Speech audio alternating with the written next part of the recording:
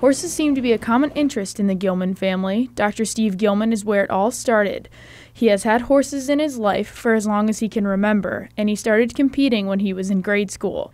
Dr. Gilman's daughter, Maria, is now his coach, and he has taught her everything she knows. All right, let's go.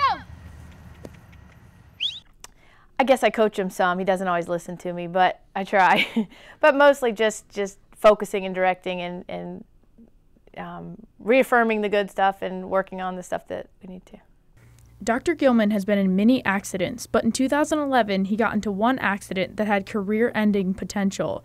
His horses spooked after he had finished competing in one of his events. His grandson, Robert, was there to witness the horses run off with his grandfather still in the carriage. At the time it looked like he flew about 30 feet in the air, but realistically he was probably about 10 feet in the air, and I saw him land pretty hard on the ground, and at that point I wasn't really sure how hurt he was. He didn't look like he was moving much, but I knew that he was going to be in pain, and we were just trying to hurry up and catch him while also gaining control of the horses again. Dr. Gilman wasn't one to admit that he was badly injured. The ambulance came, and I told him I didn't want to go to the hospital. I had to finish with my horses. Dr. Gilman faced a fractured shoulder, hand, and wrist. He also had fractured his hip and broken 11 ribs, which caused him to have a punctured lung. Dr. Gilman wasn't a huge fan of having to sit out. They wouldn't let me out of bed to drive yet, so I had to wait.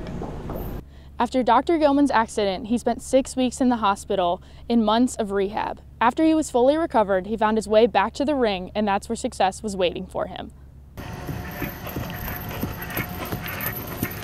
After the long wait was over, Dr. Gilman competed in North Carolina for the first time since his accident, and he ended up placing third overall. Seeing Dr. Gilman back in the ring was something both exciting and nerve-wracking for Maria. Every time he goes in the ring, I think it's a blessing. I think it's amazing that he gets to do it, that we have this horse that's wonderful that does it where I feel safe with it, and he can also not only be safe but be able to be competing at the top level. I think that's pretty neat. He has continued to improve his rankings and get back into shape. I've been really proud of him ever since his accident.